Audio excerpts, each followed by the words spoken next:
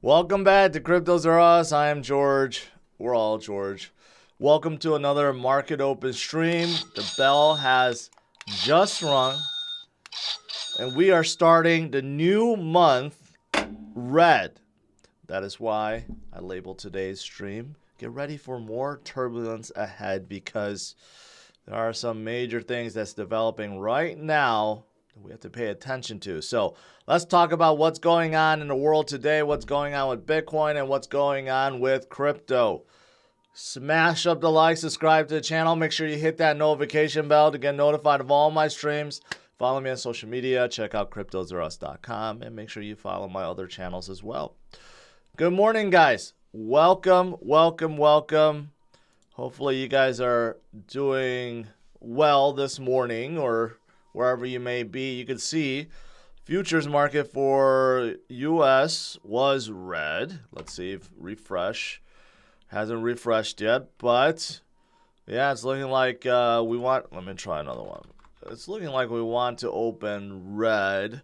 Yep, Dow's down about 120, NASDAQ down about 100. So far it's been rough. It's been rough, even though it's only been one day for September, but I can't believe we are in September already. As for Bitcoin, it's still hovering around 20,000, a little bit lower right now, 19.9. So, yeah, it's a iffy period. You know, there's some market players that are still really fearing the worst has yet to come. As for inflation, as for the economic tightening, right? The rate hikes that are still coming, there's still a lot that's very fearful. We will see. We will have another big FOMC meeting later this month, right? We'll see how hawkish Powell is going to be. Many predicts that the rate hike will be the same as last time, 75 basis points, right? We will see if he's going to be as hawkish or maybe he tones it down a little bit. We're starting to see the economy slow down. That's the whole purpose of the rate hikes. We're starting to see that already, right? So hopefully he doesn't have to be as hawkish as some people think. But there are many that are very fearful right now, which is why stock market's kind of iffy ever since last Friday. Seems like it's been a while, but, you know, ever since last Friday, which really isn't all that long, you know, things have been shaky, going sideways, right? A lot of volatility. Seems like it's, you know, it seems like this should not just come out of nowhere, right? But if you're looking at some of the stuff that's going on, you look at like something like the DXY, which many predicted that we were going to see a double top. Well, it looks like that double top has been invalidated because the DXY is still rising. DXY is at 109 and still going higher, right? So, and this is, I guess my point with this is the DXY is going higher because there's a lot of economic uncertainty around the world, which is why all these currencies from around the world are not doing so well, right? So they're not doing well. Well, DXY will continue to go up, and if the DXY continues to go up, well, usually it does not mean it's good for equities or crypto, even though that trend will break eventually, but not right now. So the DXY is still gaining strength, and that's something that we actually don't want to see, but it is still happening. All right, what else is going on? Well, some stuff. I saw this. This is why you don't want to speak out against Putin. The chairman of the board of Lukoil, Russia's biggest privately held oil producer, and one of the few Russian companies to criticize the invasion of Ukraine, has died after falling out of a hospital window. So, those windows are pretty dangerous in Russia. So this is why you don't speak out against Putin. You don't speak out against Russia because, you know, accidents happen all the time. And this happens in China too, right? So you got to be careful in some of these countries in terms of what you say publicly because you never know when an accident is right around the corner. So obviously the situation with Russia, And the war, Ukraine, still, ongoing, right? One of the things that we still have to worry about, especially those of you guys that are from Europe, right? I mean, winter is coming. How are the countries that are dependent on Russian gas and oil, how are they going to do, right? Are they going to find some kind of alternative means to, heat up homes in the winter? I don't know at this point. I don't know, but there's still a lot of headwinds there as we get into the colder months of this year. Something else that's not helping, the world economy is China. I saw this headline: Chengdu locks down 21 million people as, again, they're battling COVID. China just can't seem to control this, or they're just being a lot more strict than other countries. Like in the US, just it's like no one cares anymore. But in China, they still do. So they're locking down cities, and there's something else that's going on that no one's talking about. There is a massive, massive, massive heat wave in the southwest of China. It's so hot that rivers started drying up, and they don't have enough power for AC, and there are actually people that are hiding out in caves because of how hot it is. So you have these two events going on. Obviously, factories are not working. Supply chain issues are still exist, and they may be getting worse because of what's happening in China too. So again, this is also not helping this situation, right? So there's still a lot of headwinds that we are facing right now. So that's why I said, get ready for more turbulence. Near term, it does seem like there are still a lot of things to worry about. All right, what else is there? Well, California also, I don't know if this is a headwind, probably. But you know how New York has the BIT license, which is really hard to get, right? And then Texas is very hard on crypto exchanges as well. Well, it seems like California may be next. So they're trying to pass a bill that will require crypto exchanges and other companies to have to get a license to operate. And if they don't, they get fined $100,000 a day, right? So I don't know how difficult it will be, but all the major exchanges that operate in California right now, Coinbase, Binance, Gemini, everyone, right? They're going to have to file to get this new license if this gets approved, which most likely it will. So I don't know. Overall, I don't know if this is a good thing or not, but the governor of California is saying that this will be good. This will be for the betterment of consumers. So there's that. What else is there today? Well, Celsius. There's a ton of Celsius custodian clients that's asking a U.S. court to recover $22.5 million. So I didn't know this, but Celsius had a custodian service, so you could have used them just to store your crypto, right? Not to lend it to them, not for anything other than to utilize their custodian service. So they're arguing, well, if that's the case and custodian, their custodian service is not supposed to touch, a customer's crypto, they're not supposed to lend it out or anything like that, then they should be able to give it back out, right? So they're asking the courts to release those funds. So it'll be interesting whether or not, the Celsius balance sheet, where it showed they had like a $2 or $3 billion hole, whether or not that counted the crypto that's in their custodian service. If so, then that's wrong. That shouldn't be the case, right?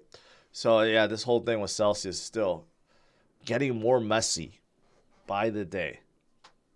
It's an unfortunate situation. All right, so there are... Okay, yeah, let me see. Let me gather my thoughts here. Okay, well, with all that said, I know I'm starting out pretty gloomy and doomy, but you know what? That's why my thumbnail shows Bitcoin in the center of the turbulence, in the center of the storm. Because even though short term, it may look bad for everything, for not just crypto, but for economies, for stocks, for everything out there, right? Bitcoin is the one that you can't hold down for a long time. Bitcoin weathers the storm. Bitcoin is the light at the end of the tunnel, which is why 62% of Bitcoin holders did not sell any Bitcoin for at least 1 year. 62%. You think about that. That's an enormous amount of holders that are staying strong and saying, why would I be selling right now? Bitcoin is the future. Bitcoin is the way, right? So anything that's measurable in terms of strength of Bitcoin's addresses or network, I should say, and the strength of holders, and those things have not changed. So 62% have not sold in 1 year. The number of HODLed or lost coins, the ones that basically have not moved for a very, very, very long time, is now at a 21-month high of 7.5 million. That's an enormous amount, okay, of the overall circulating supply, especially if you take into account how much has actually been lost, which we can't verify 100%, but there's only been 19 million that's been mined, and up to 5, 6, 7 million is lost, right? So then you look at, well, what's remaining? Very, very little. That's what's happening. Bitcoin holders are strong, and they're not going to go away, right? So despite all the things that we're facing today, we will get through it. And the holders know that, which is why the metrics that show Bitcoin's strength, its adoption, its everything, its hash rate. I don't have all the charts with me today, but you guys know I've been showing those a lot. Those are all still moving in the right direction. What else is there? As for ETH, this is the same thing with ETH. ETH has a lot of loyal followers these days, and ETH is getting a lot of support with their merge. Okay, so it's not only Vitalik going long on ETH, but Chainlink has come out and said that they will only support the merged chain, not any other fork chains. USDC or Circle said that. Right now, OpenSea is saying the same. That OpenSea, of course, is the biggest NFT marketplace. They're saying they're not going to support any NFTs that are forked onto any other chain besides the main one, the merged one, right? So basically, all these big dApp makers are coming out and saying, you know, if you're gonna try to, you know, support this new contentious fork or whatever ones that may come out, we're not going to support it. So that's good. So Vitalik is definitely getting a lot of support right now, and that's a fantastic thing. As for NFTs, though, just interesting facts. Even though OpenSea Volume has dropped significantly, which makes sense because of the market conditions right now, right? But even with all the sell-offs and you know the volume dropping, you know, Bored Ape Yacht Club, you know, their NFTs are not going down. In fact, their floor price went up to 176 ETH, which is crazy if you think about it. Right? So the floor price for these apes continue to go up despite the market not doing so well. It kind of shows you, you know, these kind of like the popular NFTs, the OGs of NFTs like apes and CryptoPunks, these, you know, the people that hold them really they're not selling. They don't care. They just keep holding, kind of like Bitcoin holders, right? So these OG ones will probably continue to do well for a very, very, very long time, maybe even forever. So quite interesting. What else is there? Binance is looking to bolster their lead, right? Just yesterday, I covered how Crypto.com was trying to do some kind of $500 million deal with a football league that they pulled out of. Well, Binance is not making those kind of splash headlines, right? They're trying to bolster their lead simply by providing free trading. So in case you didn't know, on Binance.com and Binance.us, you have free Bitcoin trading right now. Also, Binance opened up free ETH trading, right? And looking at this article, if you look at the volume that Binance controls versus let's say FTX and Coinbase and OKX, it's not even close. This is how much Binance dominates the market, and you know, there's really nothing anyone could do about it because they are just that good, right? So rather than try to, you know, throw a lot of money out there, because I haven't heard of Binance trying to acquire anyone either, not trying to make big, you know, splash headline news with sports teams or anything. They're just cranking away. And lastly, for Hedera fans, this is pretty good. LG Electronics plan on launching their own crypto wallet on Hedera. I'm not quite sure why they need their own crypto wallet, but supposedly they want to do something with their appliances. I get maybe you want to start a DApp or something, right? And you could track all your appliances, or you could turn them on or off. But I don't know why they need a crypto wallet, other than they may be ready to launch their own crypto, right? So kind of interesting. And they're choosing Hedera for this. Usually, you know, you don't hear a lot of brands move to Hedera, but it's starting to happen. So I guess that's good. All right, that's pretty much it. Bitcoin is still holding steady at 20,000. Let's see what the U.S. market is at. Still kind of shaky, you know, in the red. Let's do some Q&A. Oh, wait. I didn't refresh this. Yeah. A little bit lower than yesterday. You know, the thing is, it's a little bit lower than yesterday. You know what else is a little bit lower than yesterday? Bitcoin dominance. That's the surprising thing. Even though we get these up and downs, volatility, we get weakness, headwinds, all these stuff, right? But traditionally speaking, Bitcoin dominance always gains during those periods. Every single time. Because what do people do when they get fearful? They turn to something that they're more familiar with, right? Like Bitcoin. But that's the weird thing about the situation now, is Bitcoin dominance is still dropping, right? It could be because people are relying on stablecoins more, or simply because the holders that are showing the strength of Bitcoin, they're showing the strength with other crypto projects now, like Ethereum and others too, right? So the fear level from before, just not as prevalent as today, right? Interesting. All right, let's do some Q&A.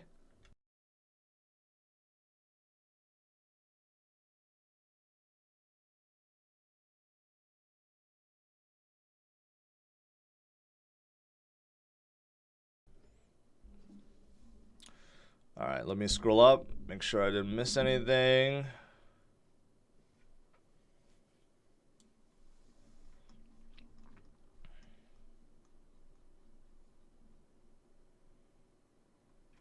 Justin, good morning. Good morning to you, man. Let's see. Someone says half those holders are dead holders. That's okay. You know what happens?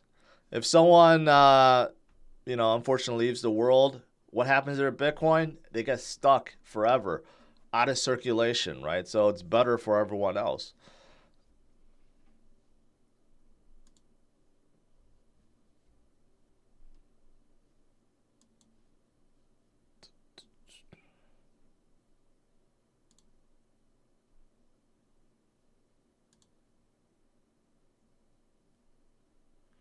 Scotty Charmisma, yeah, even though yours is hidden, I agree with you.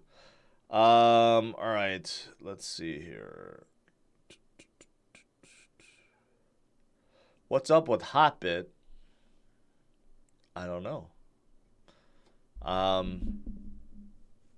Nothing that I recall. Did they shut down withdrawals or something?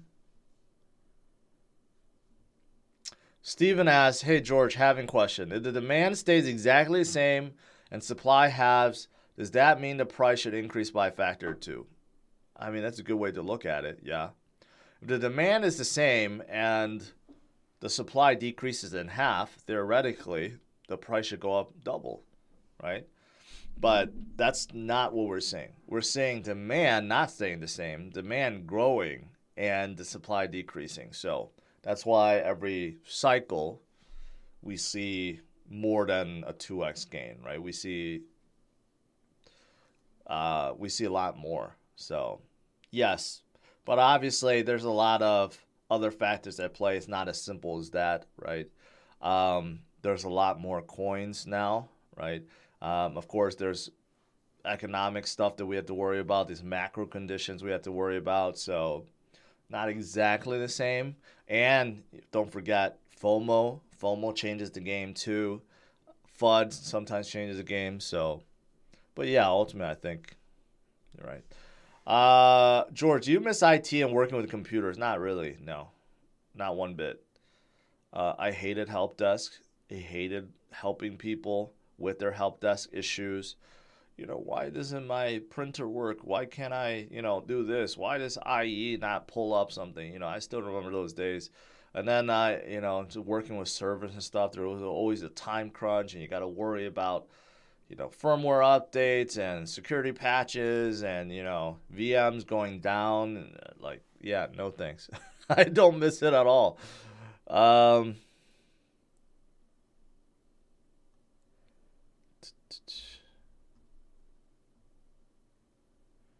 How much do you think natural gas ETFs and stocks jump because of Europe this winter? That's a good question. That is a good question. I don't know. Will natural gas ETFs even go up at all? That's the question. You know what? NMCT, I don't actually know. I don't actually know. It's a hard one because obviously countries crave natural gas, and within the countries that don't have it, the gas price will go up crazily, right? But then there's other countries that have plenty of it. So like Russia, right? So I don't know. I think they should go up, but then again, just because natural gas prices go up doesn't mean that the companies that are struggling will do well in the future, because all these European countries will find alternative ways to get around that, to get off dependence of natural gas. So if you own stocks of, let's say, a natural gas company that's based in Germany, maybe short term, they could profit from the higher gas price that they could charge, but long term, you got to figure, well, Germany's trying to get off dependence of natural gas, so maybe they go turn up some nuclear power or something like that. Then the future prospect of that gas company is not going to be good either. So yeah, I don't know. It's a good one. Maybe short term it will go up. Long term, probably not.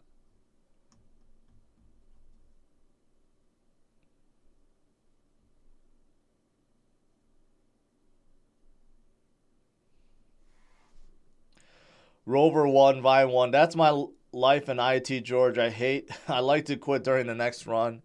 The good thing about being in IT is it's very easy to learn whatever you want to, right? If you want to set up a miner, you want to run a script or something to start mining, you want to set up, a node in the cloud, things like this, it's very easy for you to do, and it would be very challenging for others to do or learn, right? So that's the good thing about being in IT. At least you have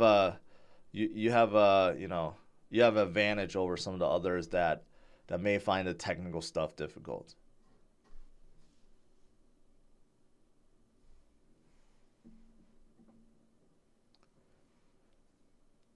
How's the OnlyFans? I gotta say, has not been as fruitful as I thought. Turns out no one wants to watch me get all sweaty riding a bike. I'm just kidding. I'm just kidding. I never started it. Justin, you keep asking about Hotbit. I don't know what's going on with Hotbit. Did they go down or something? I have no idea. Halt withdrawals as authorities investigate ex-employee. Oh, I remember this story. Yeah, there was some employee that the authorities were looking at, and then the exchange itself decided to just halt withdrawals. So that's the latest, unfortunately.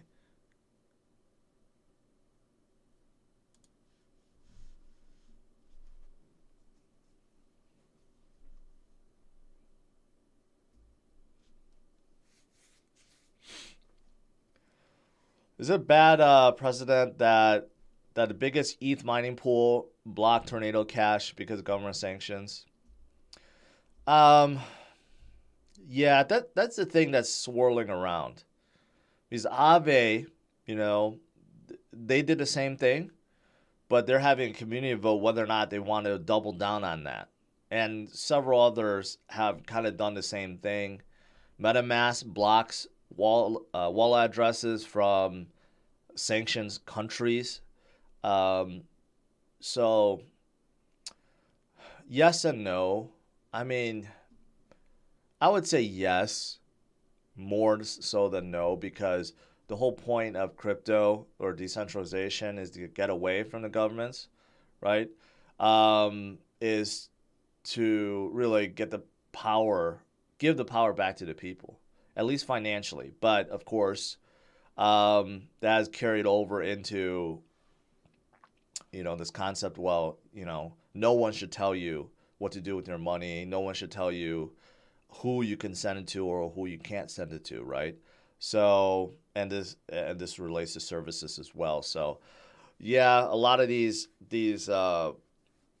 projects that are complying voluntarily, um, I don't know. Yeah, I guess it is in a way, right? But in order for them to survive and not get sued and be thrown in jail, they have to comply. Even though some are doing it again by, you know they're volunteering to do it. They haven't been asked to do it. So I guess that's where they can. I don't know. I don't know what my point is. My point is that they should have not done it yet, but they decided to do it. So I don't know. Gankman, yes. Overall, to answer your question, yes.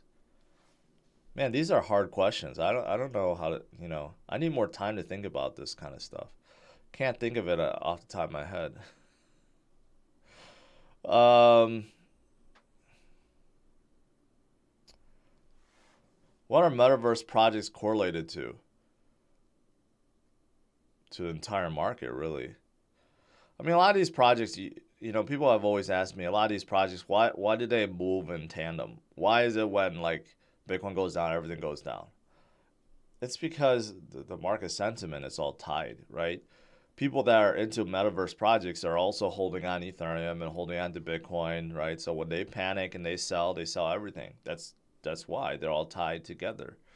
You also think that a lot of these trading pairs that operate on dexes and exchanges, right? They're all tied to something else like Bitcoin or a stable coin or something, or ETH. And if whatever crypto that they're tied to is going down, then it kind of pulls that the other pair down too, right? So yeah. So metaverse projects are correlated to basically the entire crypto market.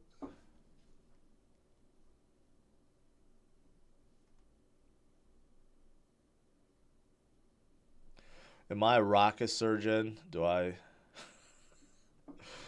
look like I'm a rocket surgeon? No. Thoughts on Anchor? I mean, if you like Anchor, let me put it this way. If you like setting up nodes, staking nodes, and you don't have the technical capability to set them up yourself, then you use someone like Anchor, right? They're basically they're a decentralized cloud play. You basically pay them money, and they will spin up a node for you. That's really what they're about. I mean, as a service, great. As an investment, I like others better. RN, thank you. BNB, Binance looking to buy into Voyager. I don't know. I don't think so. I don't think Binance wants to touch any of them. Binance doesn't need to touch any of them. They are so far ahead of everyone else, and their volume is it's like 10 times more than everyone else. I don't think they need to take a risk on trying to buy Voyager or anyone else out there.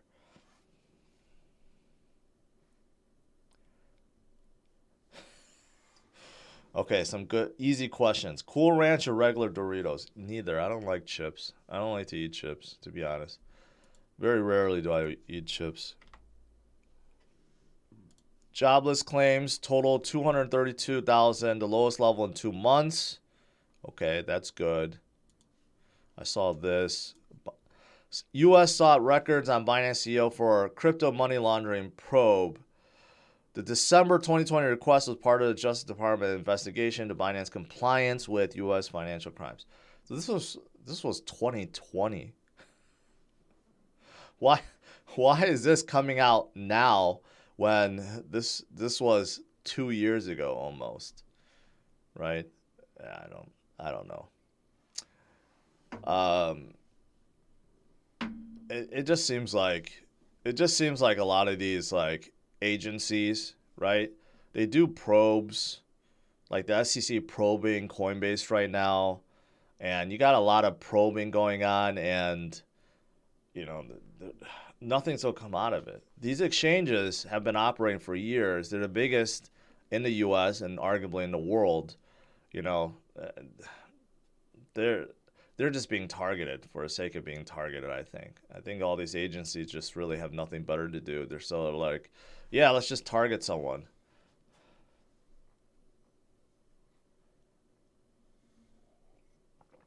Any news about a new house? No, still waiting.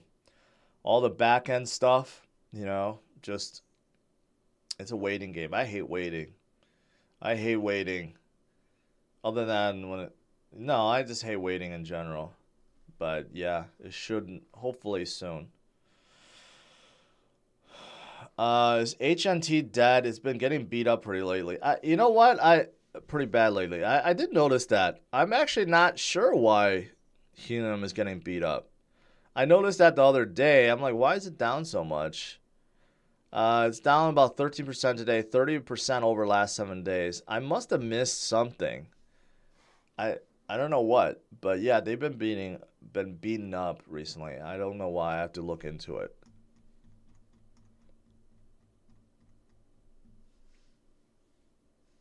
Robinhood just listed Cardano. Really? Wow, I would have thought that Robinhood pump would have happened. But as for Cardano, the Vaso fork's coming this month, so that's good. For sure, it's coming this month. The SPO is already upgraded, so it's just a matter of exchanges upgrading their wallets, and then it's good to go. So it could be a big thing. Yeah, Solana was moving to. Helium was moving to Solana, but that's not a bad thing. I don't know why that's going down because of that. There must be something else.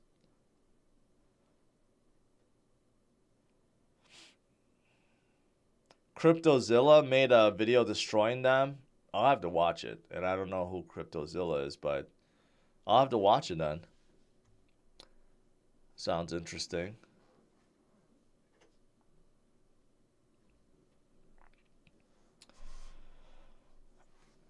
GLMR, that's Moonbeam. Yeah, I like Moonbeam. Moonbeam is, EVM compatible chain on Polkadot, so I like them. It's just early. There's a lot of competition, but the name of the game is EVM compatibility, right? Ethereum compatible.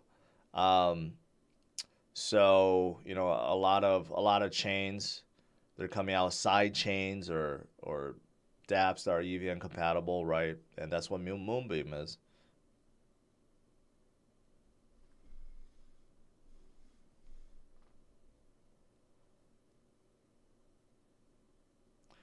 Am I a dolphin, shark, or a whale? I don't know. Probably a dolphin. I don't think I'm a shark or a whale. I don't even know the criteria for like each one.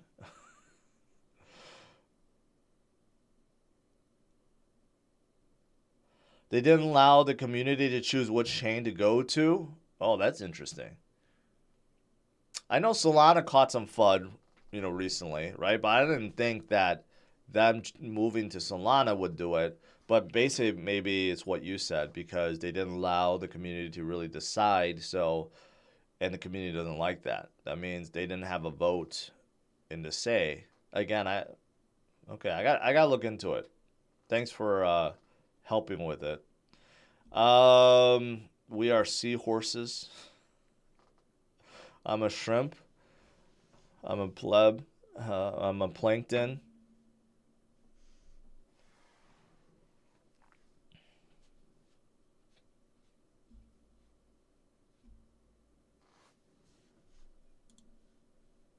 What are your DXY expectations? You know, here's the thing, right? Like charting something like DXY is tough. That's why, you know, I've said, look at DXY. Look at it. It's just skyrocketing right now, right? That's why when people said, you know, oh, you know, if you chart DXY, it's going to have a double top, you know. I'm like, I don't think that's going to happen. You know why? Because why is the DXY going up? It's because the dollar is being compared to 5 other major currencies around the world, right? Including the British pound, the euro, the Japanese yen, the Swiss franc, and the Danish. I think it's Danish. I forgot which one the last one is. But the biggest is euro and the British pound, right? And those two are struggling hard. Euro fell below the dollar. Think about that. And the British pound is not far off from the dollar either. They're falling hard because of what's going on in Europe. You know, UK's inflation is out of control. It's over 10%, about to go to like 18%, right? And Europe, the rest of Europe is out of control. Just look at what's going to happen with natural gas, and it's being cut off right now. And Japan, they're out of control too because their central bank refuses to raise rates. And that's why the Japanese yen is getting debased like crazy because their inflation is just skyrocketing. So you look at all these currencies, of course, they're not doing well. So, of course, the U.S. dollar is going to gain strength. And if the U.S. dollar gains strength, then the DXY is going to go up, right? So it's not really like something you chart. You have to look at the macro conditions. And if you scroll out on a DXY, we have been higher. I mean, you know, look at what happened in 84 when it was like 160 something. And then we had stints in 2001 where it was as high as 120, right? So even though we're at 109 heading to 1010, which is higher than the previous peaks, you know, within the last 6 years, there's no reason why it can't go up to 120 or 160. I mean, it just really depends on how strong these other countries are, right? And they're getting weaker against the U.S. Then the DXY will continue to go up. So that's kind of how I look at the DXY. It could go up higher. It could go up to 120s next. Hopefully it doesn't, because when the DXY goes up, most of the money flow out of everything else and go into the dollar. So hopefully that doesn't happen, but it could happen. I just realized I was talking to the wrong camera again. I'm sorry. So I have 2 cameras. So again, I didn't mean to look off to the other camera. All right, where's yeah,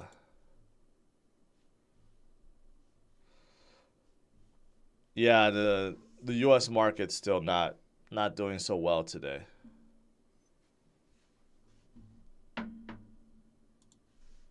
Man, the DXY just shot up today. Look at that. It just shot up like that. I don't know why. Maybe because the jobless claims came out. See, like right now, what we're seeing is when we have good economic data, causes DXY to go up. And traders or Wall Street hate that because that means Powell could be more aggressive, right? Could be more hawkish. So again, we're in one of those periods where good economic data is actually bad for markets, and bad economic data is good for markets as long as it's not too bad. Because if really bad economic data comes out, then it's bad for markets too. So it's like the extreme end, really good, bad, really bad, bad, and you have to be like somewhere in the middle, right? That's the only way it could be good right now.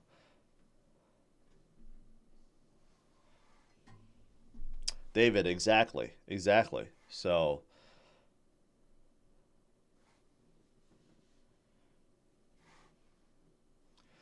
Why do I prefer the Civic Type R versus Gorilla GR? Because Gorilla GR is the first of its kind. There's no way it could be that good. So the Civic Type R is legendary. And I drove the last one. It was just amazing. So, and Corolla just looks like a POS, to be honest. It's just not going to be as good. Trust me. There's no way it's going to be as good.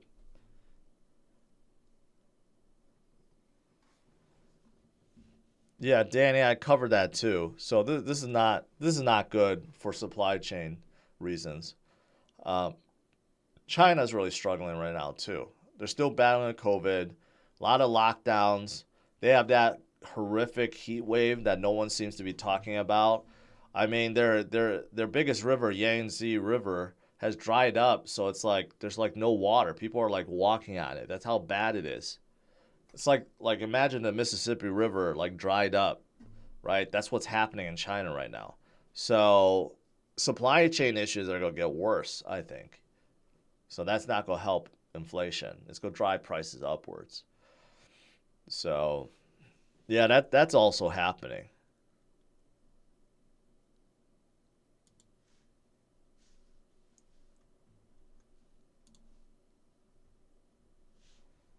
All right.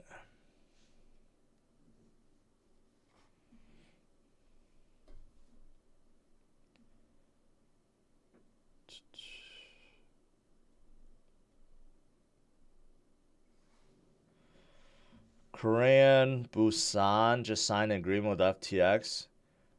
Is that exchange? I never heard of that.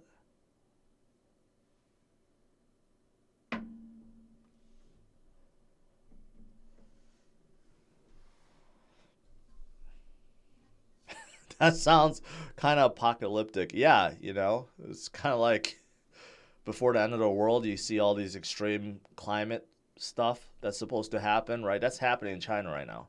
Their drought has lasted for like 90 days or something. Something crazy. Like something that the world has never seen before. But yet not one news coverage have been reported. You go look it up. I just found that out recently because no one was talking about it until I saw a TikTok about it. You go look it up. Their drought situation is horrible. Like something that the world has never seen before. So I'm surprised more people are not talking about that. All right, anyways, I'll let you guys go without sounding too too gloomy. You know what? We're starting the new month, okay? We'll see what happens. Traditionally, September, not a good month for crypto overall, but right now, we're seeing a lot of stuff happen, right? We got a lot of worry about what's going on in China, what's going on in the US, what's going on with Europe. There's a lot of stuff that we got to worry about, so we got to pay attention to those things. But don't give up on Bitcoin. Bitcoin is the one. It's the hardest asset we have, and it's the one that's going to lead us out of this. Okay, so stay strong, my friends. Continue to hold on, have patience, and focus on the future. All right, smash it a like, subscribe to the channel, and I'll see you guys tonight, 8:30 p.m. Central Standard Time. All right, have a good one, guys. Take care. Bye-bye. Well, I forgot to change my screen, but it's okay. You guys get the point. Check out CryptosRUs.com. All right, bye-bye.